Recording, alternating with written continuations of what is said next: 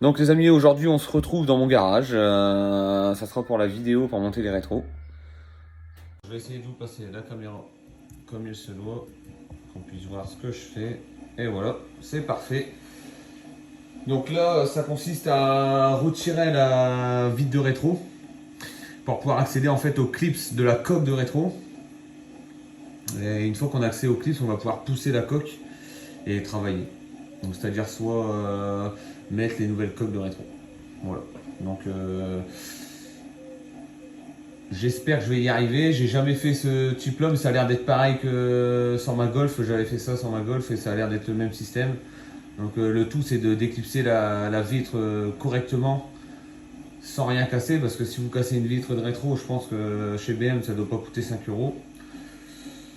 Allez, c'est parti.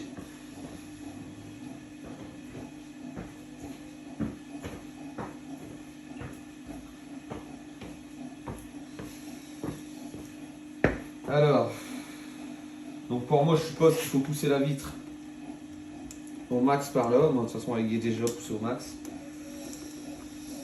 Ouais.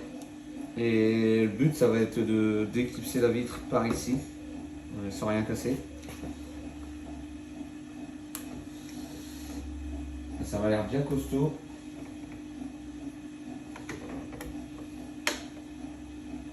Ça me fait un peu peur de tirer dessus. Parce que je fais déjà bien levier et il ne se passe rien.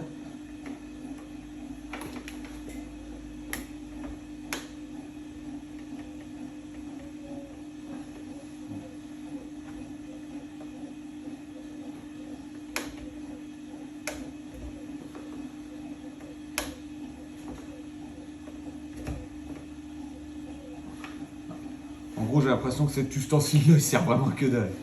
Limite, je vais mieux m'en sortir avec mes doigts. Alors.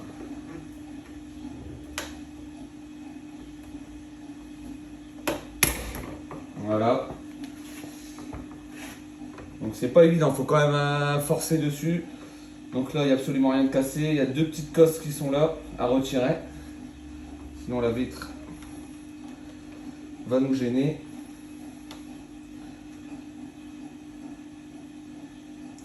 Je vérifie le code couleur.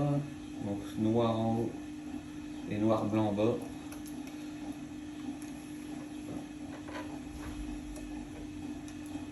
On va retirer ça soigneusement.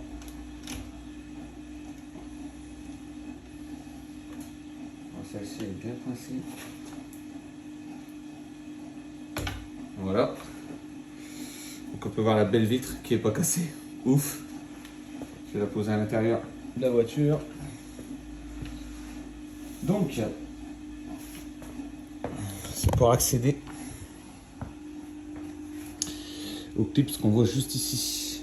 Donc là, ensuite là, ici.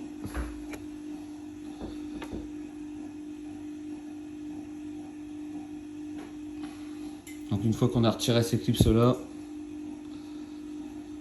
on peut enfin retirer la coque de rétro.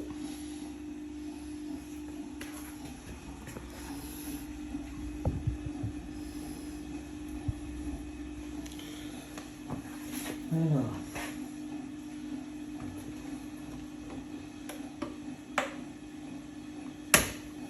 C'est vraiment tout mou, donc ça se retire facilement.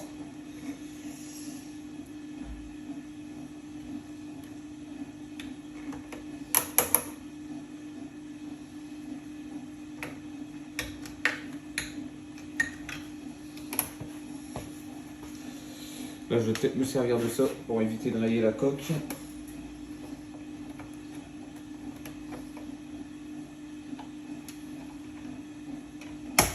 Voilà. Et le dernier clip, celui-là il est étonnant. Je sais pas comment ça marche. Ah ok, ouais.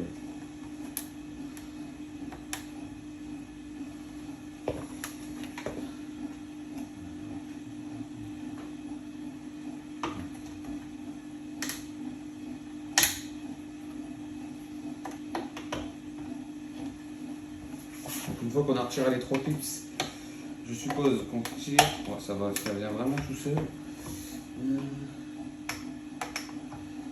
Ensuite, j'ai l'impression que ça force au niveau d'en bas. Et voilà. Donc on peut apercevoir, je ne sais pas si on voit sur la vidéo, mais que les clips sont absolument rien. Hein, il suffit d'aller tout doucement et on casse rien du tout. Hein. Si on va vraiment tout doucement, minutieusement, on casse absolument rien. On casse absolument rien, pardon. On commence à pas savoir parler, on va pas s'en sortir. Alors, donc là on peut clipser la nouvelle coque de rétro. Sauf si éventuellement vous avez pris une paire de clignotants dynamiques. Comme moi, j'ai pris des clignotants dynamiques. Donc je pense que je vais les monter en même temps, ou peut-être par la suite, mais ça serait ridicule, sinon il va falloir que je démonte 2 fois. Il faut que je regarde comment ça marche. Donc, je vais sortir tout ce qui est clignotant dynamique. Je vais vous montrer les rétros. Les coques de rétro que je vais mettre. Donc ça donne ça. Pas très joli. Donc moi... Donc là, pour une fois, je suis pas au magasin. Je suis dans mon garage personnel. Ça, c'est mes petits poissons. Donc je vais mettre ça. Donc forcément, ça va être beaucoup plus joli.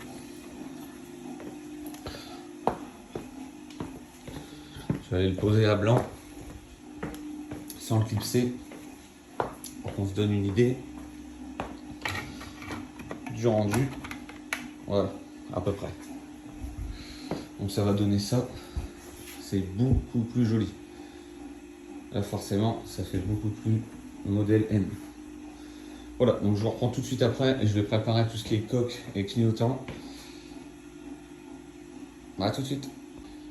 Donc on est reparti sur ce rétro. Donc ce qui va se passer, c'est que là il faut que je change cette pièce. Donc j'ai pris le petit tournevis adéquat avec la Torx. Donc il va falloir que je démonte ici. Et tous les éléments, toutes les petites vis à l'intérieur. Donc là, là, là-bas, là, ici. Et une fois que j'ai desserré ça, je vais pouvoir déclipser la coque de rétro et sûrement accéder au clignotant, je suppose. Donc ça, je vais pas vous le filmer parce que je pense que vous allez en avoir marre de me voir démonter des vis tous les 2 secondes. Donc je vais démonter les petites vis et je vous reprends tout de suite. Alors voilà, toutes les vis ont été retirées, donc je refais un récap avec vous. Donc cette vis là, on a la vis ici, cette vis là, ici également, là, et la dernière se trouvant juste ici. Donc ici vous avez le gros bloc, donc, qui est là. Ça, alors c'est tout bête, vous avez une vis centrale, donc vous desserrez la vis centrale, donc ça, rien de compliqué en soi. Une fois que vous avez desserré la vis centrale, à ces endroits-là, donc aux ouvertures, donc juste ici, là et ici, vous avez 2 petits clips à appuyer pour sortir cette pièce-là. Et ça se fait vraiment tout seul, il n'y a rien de compliqué, on appuie sur les clips.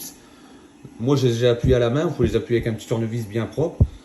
Et ça sort tout seul. Ou même avec le petit ustensile orange que j'utilisais tout à l'heure, ça passe dans les trous, donc ça peut aller. Et ça sort tout seul. Donc une fois qu'on a déclipsé, on enlève la fiche, forcément. Comme ça, on peut retirer cette petite pièce. Et après, bah, c'est simple. Hein. Il va falloir retirer ce cache-là. Je pense pas que c'est dur une fois que tout ça c'est retiré. Hop, on se retrouve avec un rétro totalement démonté.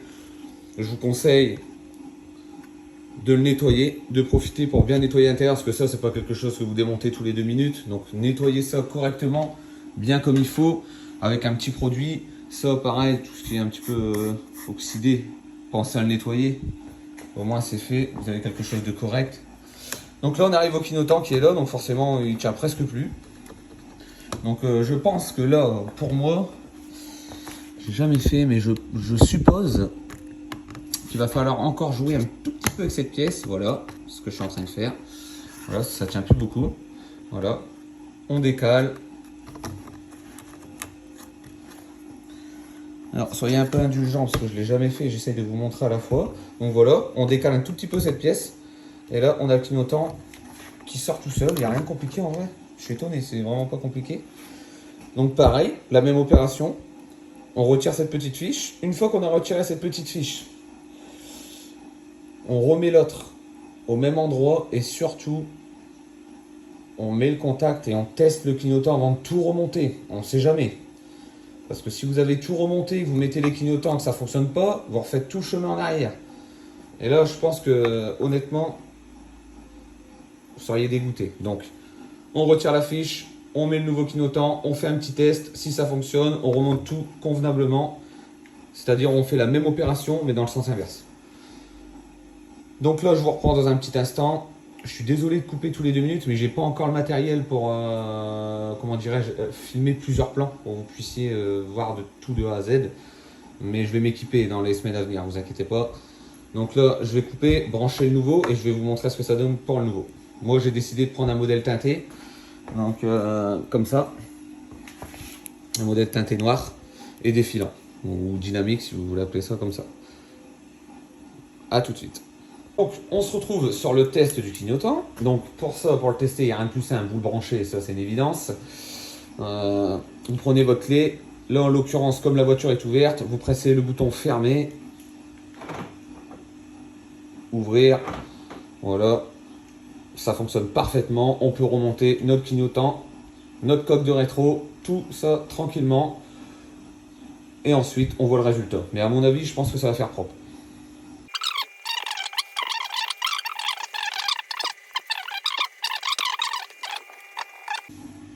Donc comme je vous ai dit, donc ça c'est une logique. Les câbles au centre, ils passent à l'intérieur du rond. Ça c'est une logique. Pas à l'extérieur. Donc on vient clipser cette partie-là en premier. Donc vous sur la caméra, la partie gauche en premier. Et un petit insert, on ne peut pas se tromper.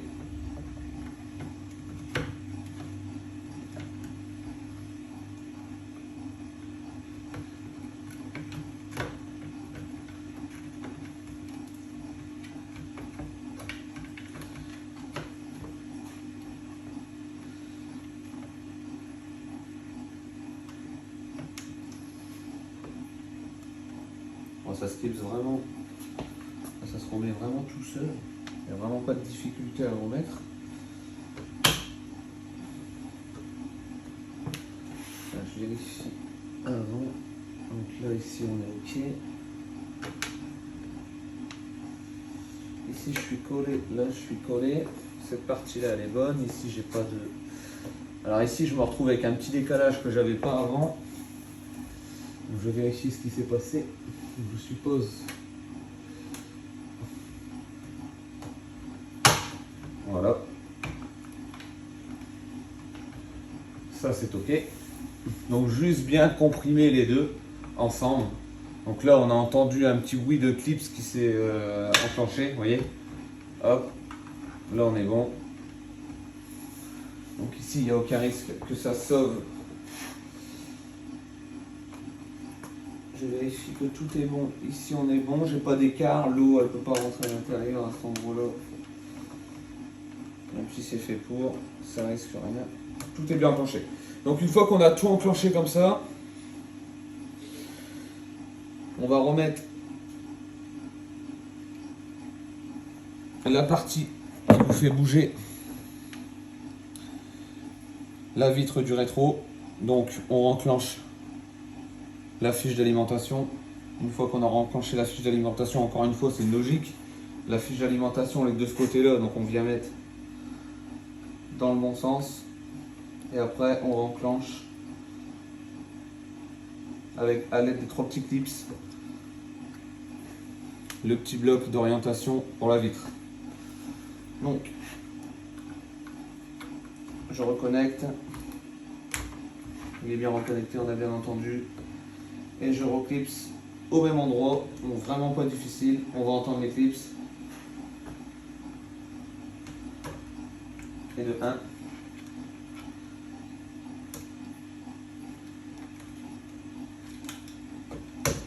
Et de 2.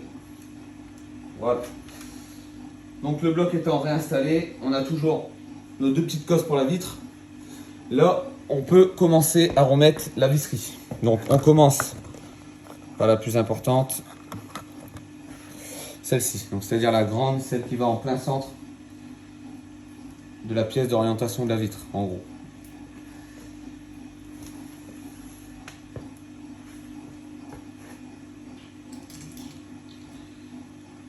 Hop.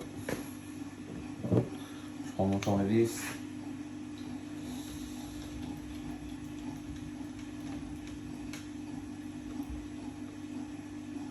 Voilà. Donc là, j'ai resserré cette vis et maintenant, c'est très simple. On remet toutes les vis qu'on a retirées. Peu importe le sens, ça n'a pas d'importance. Mais il faut tous les remettre. Il faut tous les remettre dans le sens que vous voulez, enfin dans l'ordre que vous voulez, pardon. En faisant bien attention, moi j'ai tout mis dans un petit carton pour rien perdre. En faisant bien attention parce que vous avez des petites vis grises qui elles vont ici. Parce que moi je les ai repérées bien avant, mais je pense que vous le ferez au préalable.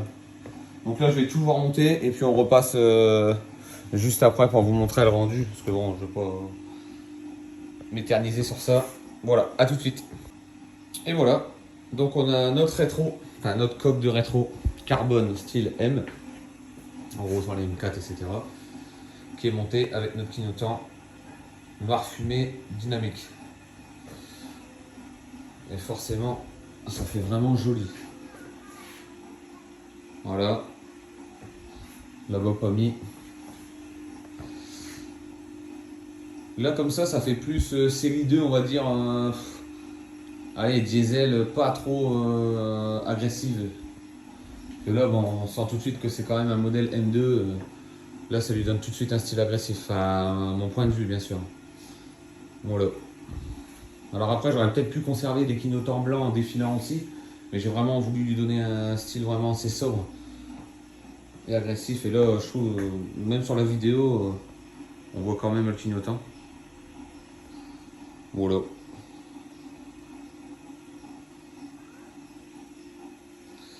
Donc c'était pour le montage rétro et clignotant en même temps.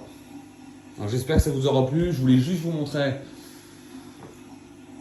les éléments un par un de ce que je modifiais comme je vous ai promis. Mais en fait j'ai tout expliqué parce que c'est plus fort que moi. Il faut que je vous explique comment on fait. Au moins si vous voulez le faire, vous n'avez pas besoin de poser 50 000 questions ou dire j'espère que je ne vais pas le casser parce que je ne sais pas comment on fait. Au moins là je vous ai montré comment on fait. Voilà. Si jamais vous avez des questions, n'hésitez pas à me poser des questions. Ça ne me dérange pas. S'il faut vous les poser, on peut vous le faire aussi au magasin, il n'y a aucun problème, ce sera avec plaisir. Après, si vous voulez savoir où j'ai eu les coques, alors c'est très simple. J'ai pas pris des coques style MM4 chez BMW à 330 € les deux coques, non. Je les ai pris sur internet, sur les sites genre style AliExpress, etc. Parce que c'est très bon produit pour ce qui est coque, hein, forcément. Je ne parle pas de pièce moteur, je parle de coque de rétro, tout ce qui est partie esthétique. On trouve des super choses pour pas cher. Alors si je dis pas de bêtises, les clignotants ça m'a coûté 12 € et les coques de rétro ça doit être entre 15 et 20 €. Voilà.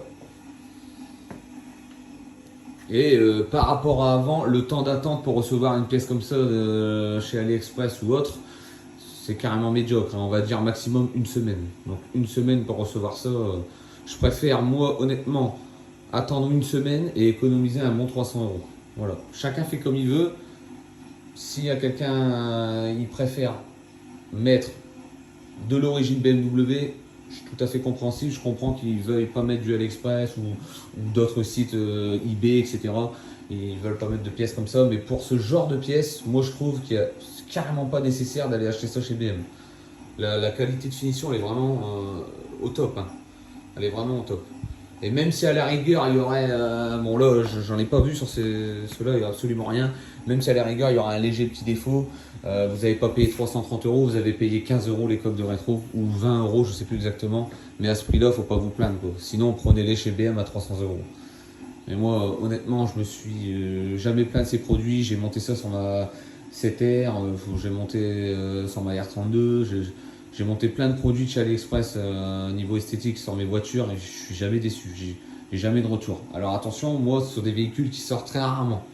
Moi je roule le week-end, je dois faire 10 km par semaine et encore, s'il pleut je la sors pas. Donc forcément j'ai pas testé le produit tous les jours, j'ai pas testé. Mais sinon je peux vous dire que c'est des très bons produits pour moi ce que j'en fais. Voilà. Donc c'est terminé pour la vidéo d'aujourd'hui, donc c'était montage de rétro et clignotant. La suite ce sera pareil, j'ai un aileron qui arrive, les calandres noirs avec le contour carbone. Et ensuite, bah, ce sera, je pense, un kit Maxton Design complet, peut-être un volant, etc. comme je vous ai dit. Mais chaque chose en son temps. Voilà, je vous remercie de m'avoir suivi. Et puis, ben, j'espère que j'aurai de nombreuses vues et des j'aime. Si vous aimez bien, je continue. Si je vois que ça marche pas, bah, je perds pas mon temps. Mais si ça fonctionne, c'est bien. Moi, c'est juste pour vous faire plaisir. Je cherche pas à faire de l'argent sur les vidéos ou quoi que ce soit. Ça m'intéresse pas. Parce que beaucoup de monde disent ça. Et puis, résultat, ils sont monétisés. Et puis, on les voit plus sur ce qu'ils faisaient. Ils font que des vidéos. Moi, non, c'est vraiment juste par plaisir, ce que j'aime bien. Si malheureusement j'ai pas le temps, parce que j'ai beaucoup de choses à faire, bah, je ferai pas de vidéo malheureusement. Mais si j'ai le temps de vous en faire, je vous en ferai avec plaisir. Voilà. Bah, écoutez, bonne journée à vous. Ciao, ciao.